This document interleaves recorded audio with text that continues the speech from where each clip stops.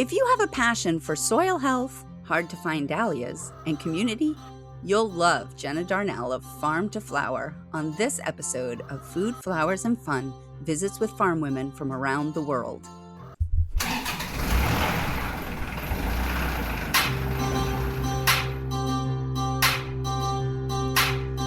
If you're the woman who does it all, farm work, housework, bookwork, homework, getting up at the break of dawn, this is the podcast for you. How do you multiply by fractions, Mom? Get away from the cares of the day. Restock, rootstock, feedstock, seedstock. Chat with women around the world who raise food, flowers, and fun. With your host, Kay Castrataro. That's me. All right. Welcome back to Food, Flowers, and Fun. I am your host, Kay Castrataro, and today we are with Jenna Darnell from Farm to Flower. She does lots of other things as well, but we're just going to let her tell that story because she does it so much better than I can. Jenna, welcome. How are you today? Oh, I'm so well. Thank you for having me. This is going to be fun. Yeah. So I guess I'll just kind of maybe introduce myself and then just explain what I do and how I got started in this. So I'm a nurse practitioner by trade. So I did several years in primary care, looking after men and women and children, and found that I was coming home to my little tiny garden space and going straight out there and weeding and was my stress relief kind of. And so that kind of just started to, I guess, expand and bloom. And I found that I was being kind of pulled in that direction more and more. And so I ended up at some point cutting back a little bit in primary care so that I could try to split my time amongst, being out in the dirt, basically growing things. And I'd bring flowers into my patients too. So, I mean, I was kind of like figuring out how to meld that together. I have 3 kiddos. They're all older now, and one just lives with me. The other 2, I'm a grandma as of last week. Oh, congratulations. Yeah, that's new. I'm still that's a new one. Oh, I've heard that grandma's way, way more fun than mom because mom is like 24/7. You never get done with it and you worry all the time. But grandma is like, they are fun. You love on them and then you give them back. Yes. I'm excited about that. And so the flower farm that I kind of started, it expanded into it's probably about, I should probably measure it. I don't know, a third to a fourth acre right now. We live on 5 acres, like 25 minutes out of a population of 50,000. So we're out of town.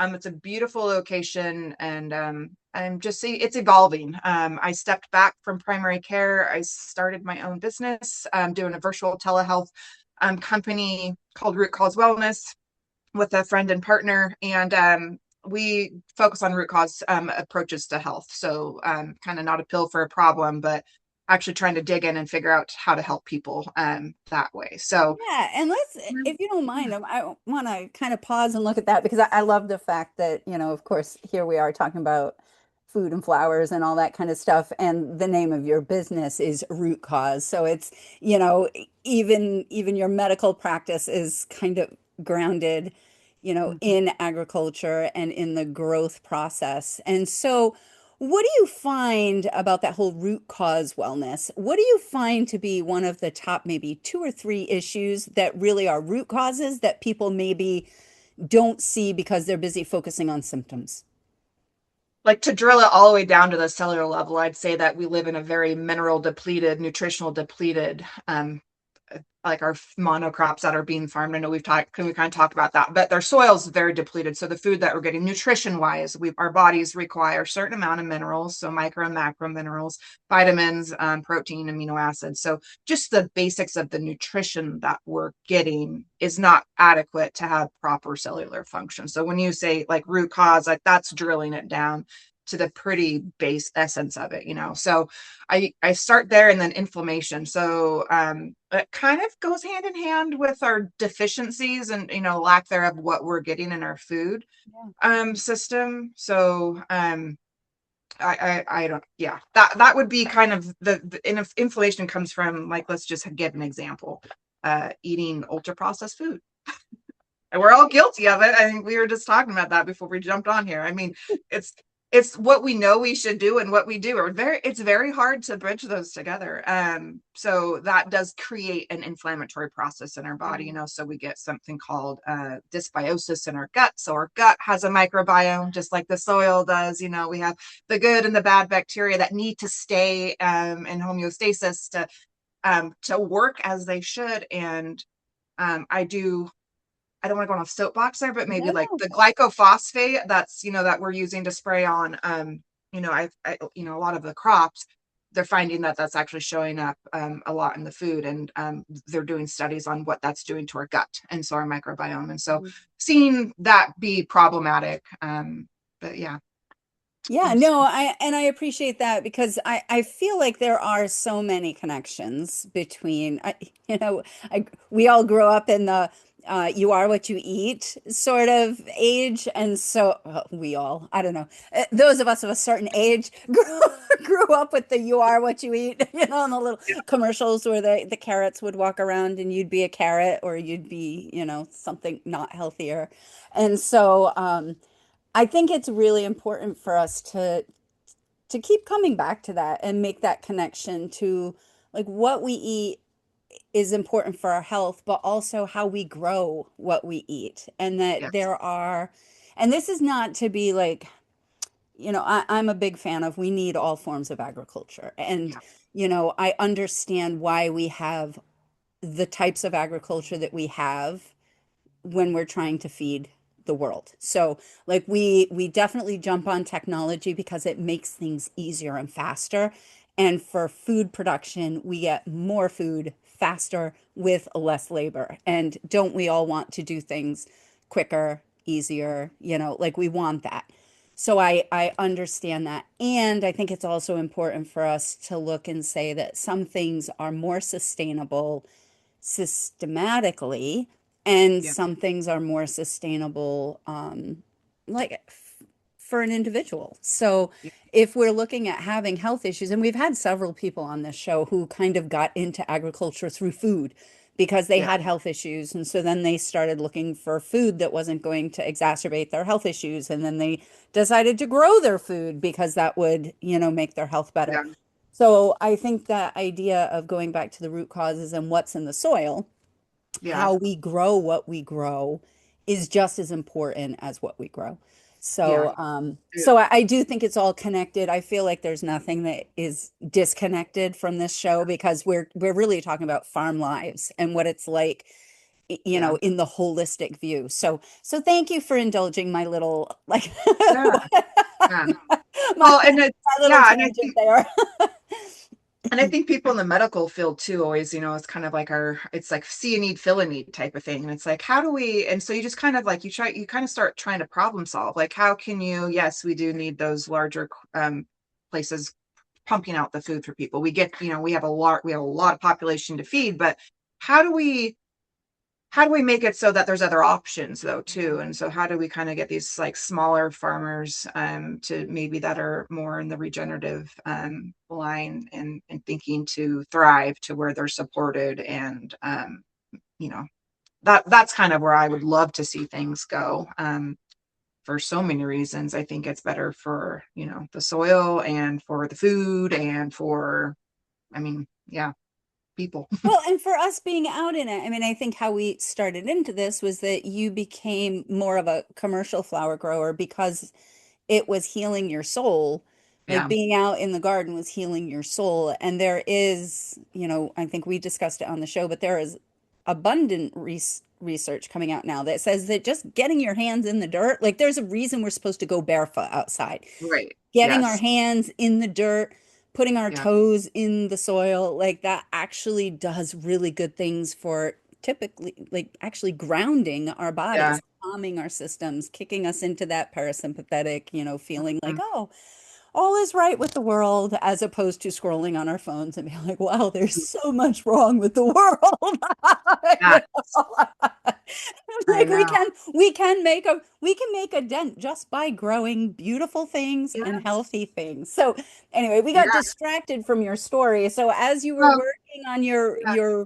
root cause wellness, Yeah. how has that expanded both what you're doing Yeah. in So I think, medicine and the farm?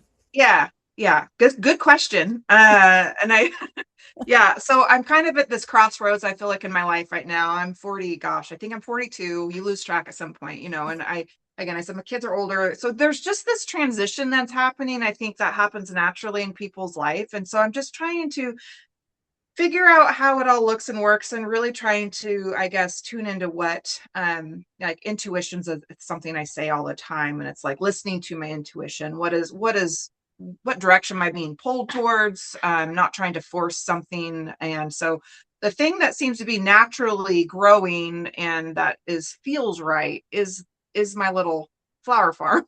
I do love root cause wellness. That's obviously not going to go away, but trying to figure out how to balance the two. So I do think there's like you said, there's a world that exists where we can merge, like, growing food and flowers, and health. I mean, that goes together. It does. Oh, So that's totally. kind of, yeah, I'm kind of maybe going to I'm doing a few, events out here at my place. One is going to be, I'm excited about, is a Italian themed, tomato canning, like, little shindig. So I'm going to have everybody bring your own tomatoes that you grew, all your canning supplies, but in a bottle of wine, an Italian dish to share. And then I'm going to, buy a really cool Italian made tomato canning, like, pressing, so it separates the seeds and the skins. Yeah. And just make it a, community event where also it's like, yeah, you're putting your food you grew into your pantry. Maybe do some little education along the way there. So I don't know, those types of things are kind of calling me, and it's exciting. But yeah. Yeah, and so interesting that your business started with flowers, but so interesting that you're doing this Yeah. whole tomato thing. Like Well, and I think that's kind of, I know, I was like, and I think no, they all I connect. probably, I mean, I don't yeah, believe it has, again, I don't believe there's one way to do any of this. So yeah, I love finding the diversity and how it all like connects together. That yeah. just you can tell I'm like Well, glowing. It makes me excited to see it's, I think more diversity and people, unity. yeah, I think more people are wanting to start growing their own food. And I know, yeah, this is farm to flower, but I guess I'm very passionate about, yeah, it's all connecting. But I think that is something I see happening. Like, more and more people are like, well, I'll just start my own. Even if they've never grown anything in their life, they're kind of starting to, they go to the grocery store and they're looking at the cost of tomatoes, for example. It's insane. That's just the cost of food. And Right. we talked about not getting political on this, so we're not going to, but it's just like the state of the affairs in this world. It's like you kind of have to start getting creative a little bit, and maybe, I think that would be a good thing for people to learn. So Yeah, no, absolutely. And we always dance around the political stuff on here because yeah, it does affect us. Policy really does affect our lives and what we experience. And so, yes, we've got this burgeoning cost of every part of our lives right now. And for larger farmers, fuel costs are a huge thing. yeah, But for individual people, it's more on the, very basic level of, yeah, my tomatoes are way more expensive and yeah, my lettuce is way more expensive and I've been told I can grow this really easily at home. So why don't I try? And it comes back to that whole idea of we want to become more self-sufficient. I think there yeah, is this national movement, not even national, I think it's a global movement towards how do we yeah, get more sufficient in our communities, self-sufficient in our communities, so that we're not as dependent when, big major catastrophes happen that we have no control over. How can we take control over the pieces we can? And growing your own food is a way to help do that. Although we all know that growing food is dependent upon a lot of things oh outside of yeah, ourselves. yeah. Weather this year's been nuts too, Weird. everywhere, I think. Yeah, yeah. But like, when you're, bringing it back to, seeing patients, and you're like, yeah, so this is, some dietary changes that you need to take. And, they have some, financial restrictions. It's like, well, it's really hard to say, go shop at the, I always say the outside of the grocery store, because the inside's, everything in the middle of the section's supposed to, like, live for, or Yeah. preserved for, forever, shouldn't be eating that, but it's expensive. And so, yeah, that's kind of something that I think if more people felt, I guess, empowered that, oh yeah, it's not that hard. I learn every year something new, and that's maybe why I like growing things, is because if I fail, I'm going to figure out why it failed and how to do better next year. And like, Right. watermelon is still something for me that I cannot grow for the life of me, but I'll find a way. Yeah. So, We'll have to problem solve after the show and figure out yeah, what it is about your watermelon that something. Yeah. it's not happy. But I mean, we run into that. My sister and I talk about this all the time because, I grew up on a fruit and vegetable farm. And so and we are conventional. I come from a conventional Yeah. farming background. So I am used to clean, beautiful Yeah. produce. Like it's just supposed to look good, which is not natural and is definitely an artificial creation that our technology has spoiled us with. Um, but that makes it hard for me to grow my own food because I know exactly what's involved in getting it to look like that. And I'm like, well, I don't have the time and the energy. And in some ways, I no longer have the philosophy that I Yeah. want to do that. And so I wrestle with that a lot because even though I preach here that it doesn't have to be perfect. Like Yeah. you make a step, you make your mistakes. And I believe that when it comes to my food production, there is such like a snobbishness that I Yeah. only use towards myself. Like I would not Yeah. apply that to anybody else. But that is one thing that I'm really trying to overcome to be like, you know what? It's okay if I have beetles in my beans. It's okay if there are spots on my peppers. Yeah. Like, it's okay. All those things, like, Yeah. that's not a bad thing. Yeah. It's just the way of life. And, it's okay if half of the birds are sharing my berries. Like, I mean, I could put up a net, I could do that. Or I Yeah. could just say, the way that I'm growing, there are certain cost benefits that I gotta be okay with. And Yeah. so, yeah, Well, that's a mindset shift. yeah, and as I think we've been brainwashed for so long. You go to a grocery store and that's what you think a bell pepper should look like. That big, that shiny. An apple is looks like they just are perfect. And it's like that's just not how it is generally, unless they're sprayed with the things that they necessarily shouldn't be sprayed with. The things that we're finding out now are, affecting our health. And it's like, Right. okay, so that's, I guess, kind of where I keep circling back to. It's like, how do we grow food on a way that we can, heal people to get them back, feeling like they're healthier, and, tackling this global pan is we have this problem that's just almost every autoimmune disorders. I don't want to get too medical on this, but Yeah, it's okay. autoimmune disorders is kind of tied to chronic inflammation a little bit. So it's where your body kind of starts to, decides what, Hashimoto's thyroiditis is like your body's attacking your thyroid, basically. There's a lot of different autoimmune disorders, but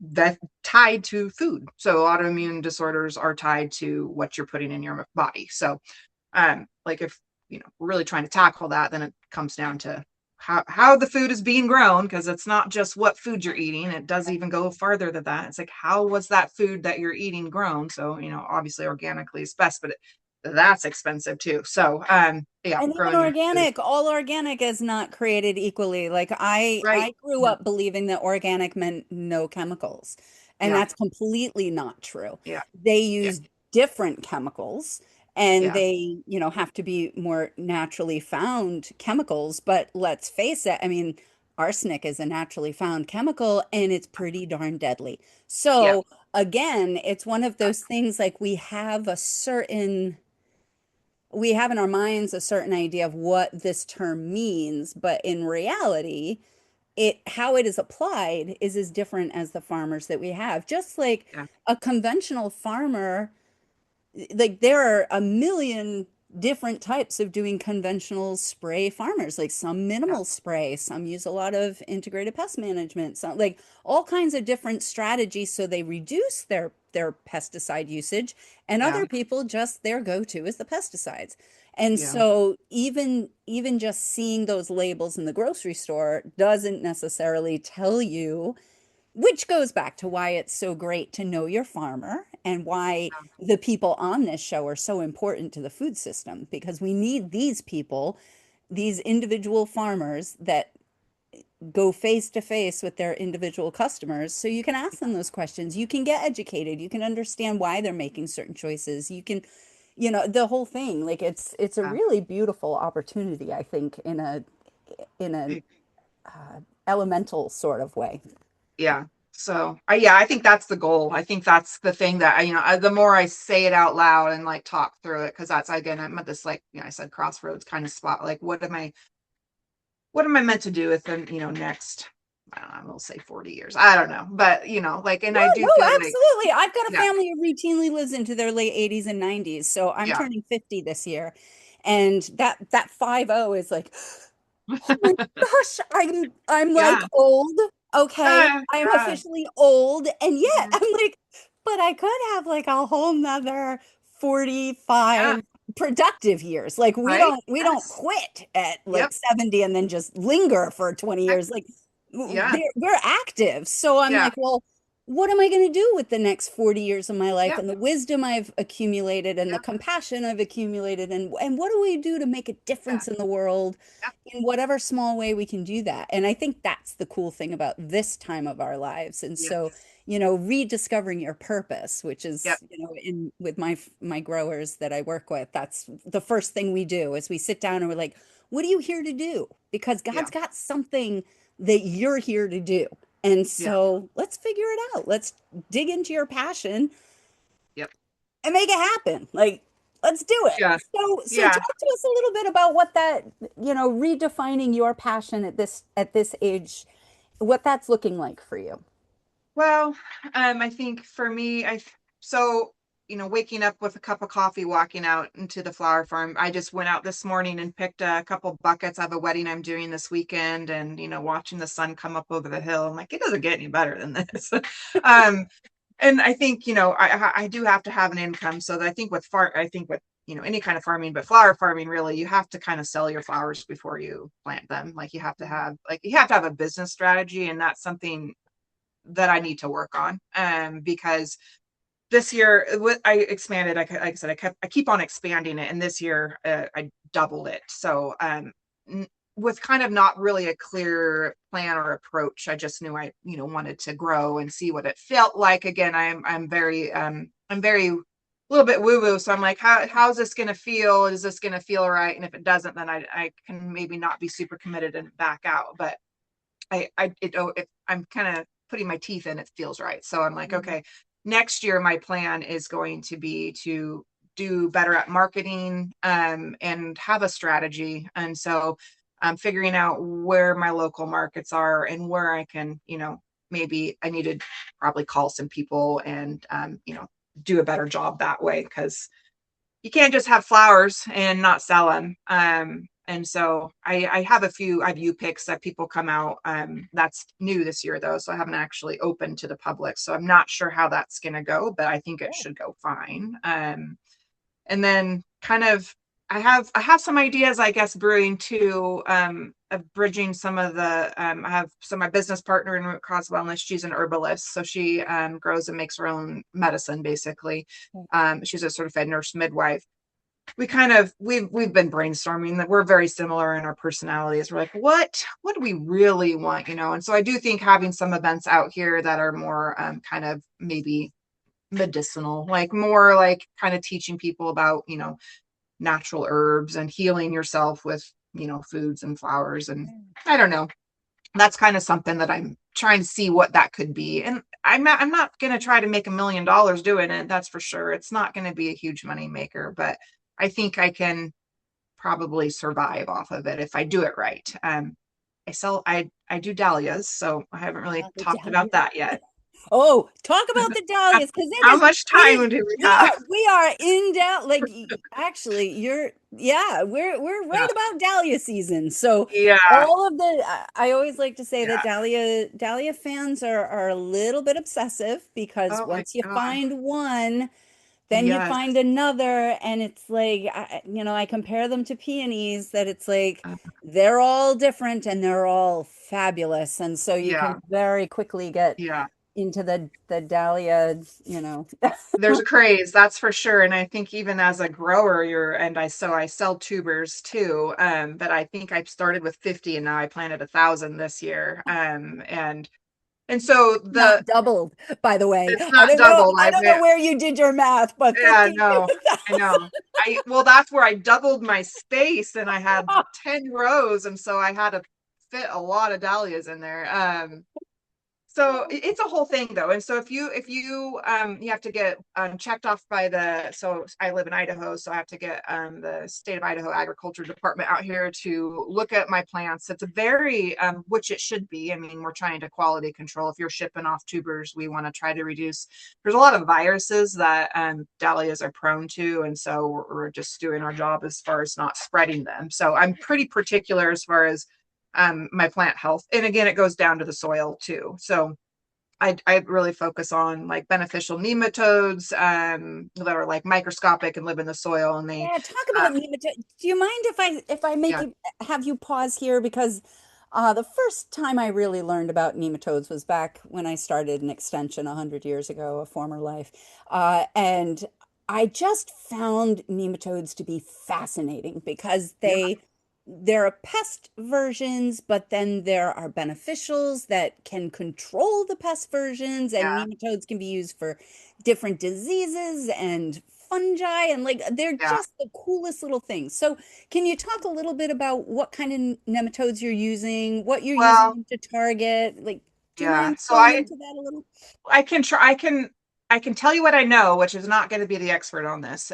So there's a company, Arabico. It's Aribco. I think they kind of own that market a little bit, but that's where I get all my organic pest management stuff from. And I have in where I live, I have wire worms, which they're a booger, and they turn into a beetle, and they love anything in the ground, tubers. So there's a specific type, and I don't know the variety of that nematode that basically will the larvae of that they infest, they attach to it, and they basically attack it that way. I That do is know that they attack the basically they started the life cycle of that pest, and they control the pest that way, so they can't reproduce. all So that yeah, to say, there are so many types of beneficials that you can use to yeah, deal with these issues. And wireworms are a huge issue yeah, across, as you say, anybody who's doing tubers. You know, we used to get them in our beets all the time, and it was just maddening because, of course, you'd get these beautiful beets and then you'd pull them up and they'd have that one little hole in there. And you're like, yeah, because nobody wants to cut open their beets and find a wireworm in there. Like, they're just not fans of that.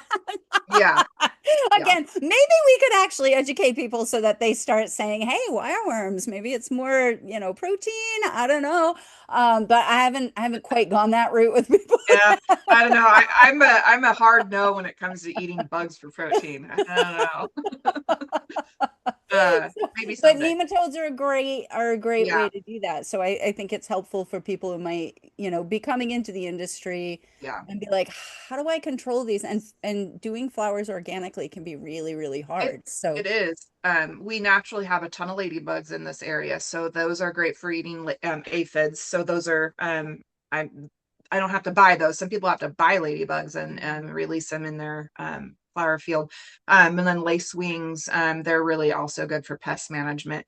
So yeah, there's beneficial insects, and even some types of wasp, which we have this instinct when we see wasps, we're like, ooh, but they actually eat some of the bad bugs. So when you get the bad bugs eating your crop, you kind of want those other bugs in there. right. So that's kind of the focus. And then we do our own compost. So we have chickens and horses, and I think my husband just gave me the green light on goats. So maybe that's coming.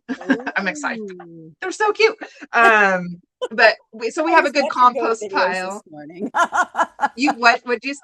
I was watching goat videos this morning Oh, because they're cute. Instagram knows that I like the cute little Yeah. cuddly things. So I had kids riding ponies and goat Yeah. kids jumping all over the place coming across my feed, and it was very cheerful. I know. I want to get goats just for the entertainment, I think. Oh, But they they are. also eat they're very helpful on a flower farm because they eat literally everything. And with dahlias, you have to be out there cutting them. So the more you cut, the more they flower. And so the stuff you cut off is like a lot every day. And so I think they would help eat those down too. Nice. Um, I don't know where we started with that conversation other than I was talking about Oh, we were talking dahlias. about dahlias and how you were growing them and Yeah. where Oh, you were, oh oh, yeah. the disease control, about how you were having Yeah. the inspectors coming in and you're trying Okay, to yeah, for manage selling. Yeah. So as far manage as the the disease. market for dahlias, yeah, Yes. we got back on track. So there's a money to be made if you so you're probably catching on. You've talked to a few dahlia people, and so if you're seeking out those unicorns or those hard to find tubers and you're growing those, I mean, some of them are. I mean, I have bought a few $45 tubers this Yep. year. It's insane. I question my sanity sometimes, but they're beautiful and they're hybrid. So, um, that's a whole nother thing of dahlias. You got me talking about dahlias. No, it's So okay. It's people like, yeah. okay.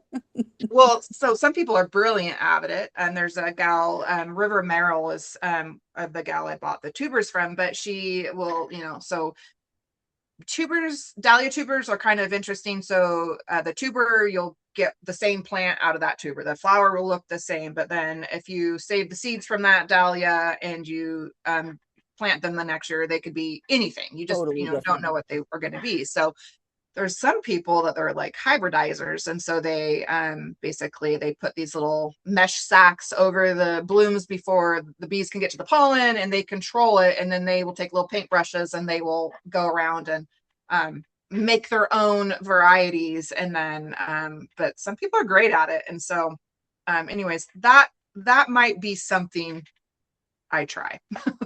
Ah, Yeah. look at the look in your eyes when you say that. So tell me what it is about that that really intrigues you, because there's something behind Yeah. that choice, because not everybody wants to do that. Like I am not going to Yeah. be the one out there with paintbrushes saying, and it takes tracking. The other thing Yeah. about what you're talking about is when you're hybridizing or when you're even selectively growing, um, there's a lot of information management that needs to happen if you're going to do that properly. Because if you Yeah. just go and paint a whole bunch of stuff and Yeah. then you get something and you're like, oh, this is it. This is the new Yeah. dahlia. And then Yeah. you're like, How crap, did I get I here? don't Yeah. remember what happened. Like it's being a Yeah. scientist. Like you have to Well, follow and I think every that's, step of that. And oh, yeah, it's a you made nursing that. background. I Yep. think that's like you nerd out and weird things kind of. And so, and there's genetics, but then it's also, yeah, so you're trying to find a dahlia that has got a strong stem, that's got that overwinters well, that's prolific with tuber. I mean, there's a whole thing of like what you're choosing to breed. And yeah, it's a controlled environment. And I guess there is a little bit of that.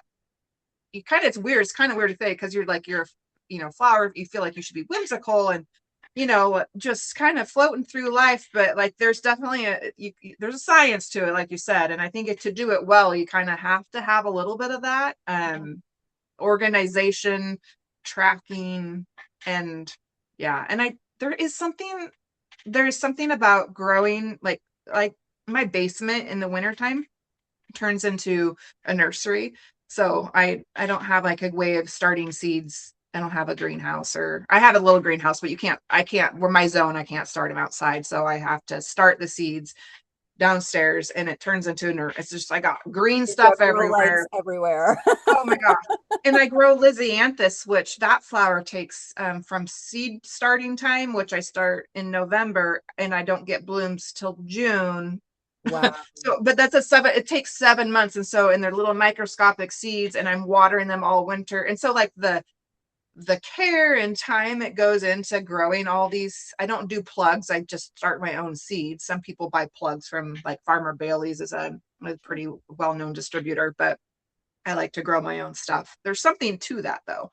Like, you got your soil, you're starting your seed, and you're babying that sucker from the beginning until the flower. And I don't know, it feels like, I don't know, maybe we can throw a little, something on that. It feels a little nurturing. It feels like you're, attending to this thing and you're making it grow and it's beautiful. I don't know. Maybe there's Well, something there with the nursing thing too. it totally is. And on a practical level and a self-care level, which is one of my big things with farmers, trying to really, you know, help us to look at that. Yeah. I'm realizing that you're taking out your like off season by doing that because like livestock farmers don't really Yeah. have an off season. Like you got to go feed your animals twice a Yeah. day, every day. You got to milk them at least once a day. Like you got stuff you got to do every day.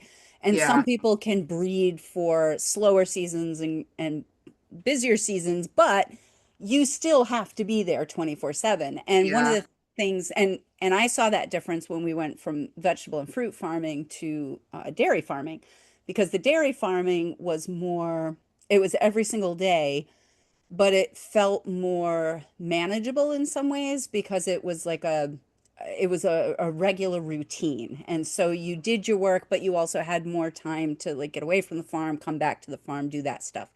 Whereas the way that we, and I will say the way that we farmed vegetables and fruits were like all in and then all out. So we were Yeah. all in 24/7 during the Yeah. growing season, and then, which I don't recommend. I think that's an unhealthy way to do it, but Yeah. that's how we did it. Yeah. And I think a lot of people still do.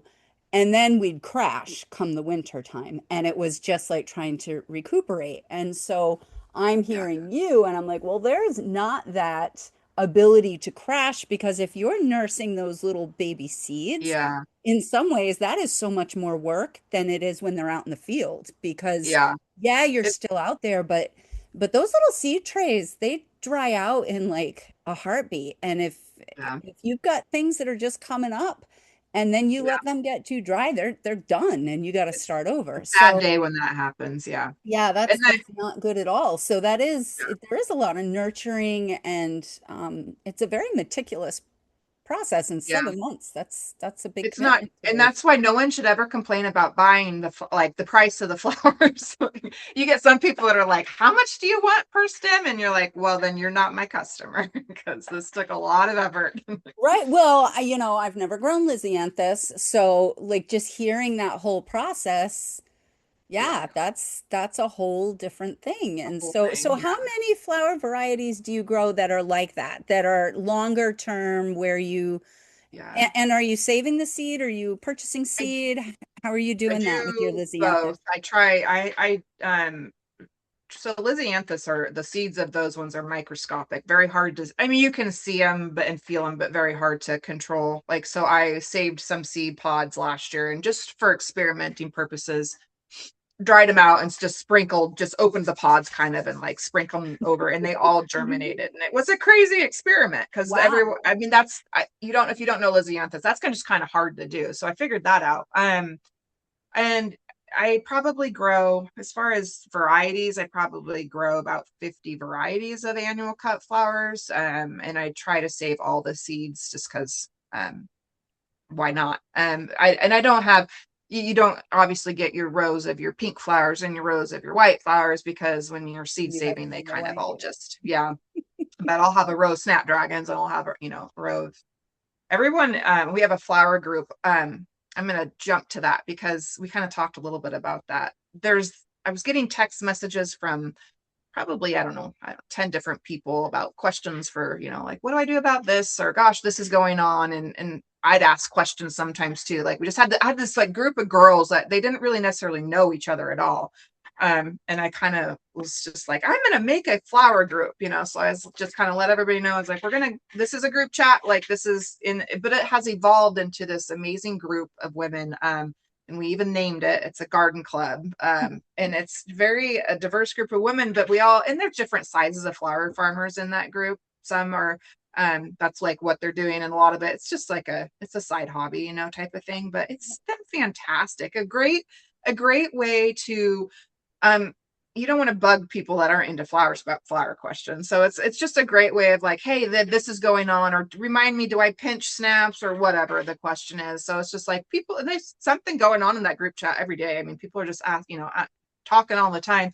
And we finally got together once. We had a big, it was super cool, a catered lunch for our garden club out at my house. And it was just, and we did a tuber exchange. So everybody brought a tuber, a dahlia tuber, Nice. and we did an exchange. And just think like bringing again, like I think we kind of talked about that, bringing women together, and not just women, but like people who are, growing things, bringing them together. And I know maybe you want to talk about what you're doing too a little bit, like, because you're doing something very similar, but like just community, getting people together, talking about fun things, problems, and it's just great. Yeah. Yeah. I think there's something, yeah, you're talking about my midweek refuel farmer circle where, Yeah. yeah, again, just a place for farmers to get together and to, do a little bit of guided thought because, I come from a journaling and teaching background. So I always like to give some kind of framework and also a little food for thought. Like, get people thinking about their farm life from a different perspective. I think that's super important. But then just for people to share and what I've found in the groups that I've been a part of and that I've led is that there is something really powerful that happens when you get like-minded people in the same space to talk about things that they care about Yeah. because they share wisdom, they become vulnerable, but they're open to more possibilities. They Yeah. become energized. Like all of those experiences that can feel overwhelming on your own when you get into a group, and then all of a sudden you're sharing, well, this thing happened, and I think I probably am a failure because I'm having this problem. And then six other people are like, oh, well, then I'm a failure with you because been there, done that, and this is how I got through it, or this is what I'm still trying to learn. And then you realize, oh, no, this Yeah. is just part of it. So I'm not alone. I am going to be able to get through this. I am going to be, equipped to keep going. And I just think it's a really powerful thing that you can't put a number on it. You can't even give like an outcome. It's like not something that it's not like when you buy something online, you can say, "Oh, look, I bought a red mug. Yay, I love my red mug. It's this many ounces." Like you can't do that with a community group, but the value is ever so much more important because it keeps going. Like you get that spurt of inspiration and wisdom and encouragement in the moment, and then it keeps fomenting in your mind, and it's like you go places that you never thought. So yeah, you just hit my like one of my Well, yeah. I can't tell you how many times I feel like if you get stuck somewhere in life in a direction or you're ruminating on something and then you're just passively, listening to like-minded women talk, that they spark an idea or they spark something inside. You're like, "Ooh, that's it. That's what I was looking for," and it happens all the time. And so, yeah, I love hearing that this is happening, I guess, yeah. just with all over the world. It's great. Yeah, and how So, amazing that you are creating that. And yeah, so I'm looking at the clock, which the clock is never my friend on these shows. yeah. So, so we're coming down to the end. So I'm going to kind of transition and ask you my signature question, which is if you had one piece of advice that you thought every farmer should know, what would that be? Don't be afraid of failure. It will happen. It will happen. But I think just continue moving forward. If it's something that lights you up, if it's a passion and you feel like it's a thing that you wake up in the morning and you are excited to do it, then you'll find a way around the problem. I just think you got so many unpredictable things with farming. You got weather, you've got pests, you've got market value. You've got so many things that you can't control, that might play a role in that failure. But and don't underestimate your community. I think there's a lot more, and that community will show up and support you if they know you exist. So yeah, Oh. I think Yeah. Oh, so I love the don't be afraid of failure because when I was growing up, failure was a bad thing. Like we looked at failure as that's it's fatal and it's yeah, awful and it's terrible. And really it's not. Failure is actually how we learn. And it yeah, is the thing that helps us to become better. It's the thing that solidifies our resilience. Like it really actually is, it's our approach to failure that is going to make or break us. And so yeah, if we're embracing failure as an opportunity to learn and to grow and to become better, oh, it's amazing. And I like so much what you said about community if they know that you're there. yeah, And the fact is that there are communities out there for each one of us, Mhm. and it's up to us to plug into them, or like Yeah. you did, you created one, or like this. I mean, Yeah. that's what this podcast is, a form of community. Like it's not as interactive, which is why you should come join Midweek Refuel. But shameless marketer. But but truly, there are all different forms of community, and if you can't find one, make one. And that Yeah. community only has to start with you and one other person. And then that person invites another person, and that person invites another person. And that's how you build it together, because you really do need that support. So, oh, I just Yeah. love that, Jenna. Yeah. That's good. Thank you. Thank you so Sure. much. Yeah. Yeah. Yeah. It's been Oh, fun. yeah, Okay. I always tell people that I'm really, really excited for like 2 years down the road when we start like going back and checking in with former guests, and Oh, yeah. I Where can't they're wait at. to see where your revisioning of your purpose takes you, because I think there are some really cool things percolating there, So, and yeah. I see them. I see them in the twinkle in your eye. So it's going to be really exciting to see that. So Yeah. thank you, Jenna, for sharing your time, your wisdom, your expertise with us. Thank all of you for joining us, and we will see you next time on Food, Flowers, and Fun. Bye. Thanks. Okay. How do you multiply by fractions, Mom? Farmworks calling, our show is all done. Goodbye, farewell, so long, adieu. See you next week, same time, same place for Food, Flowers, and Fun. Go in peace. Visit us at www.penlightfarmers.com.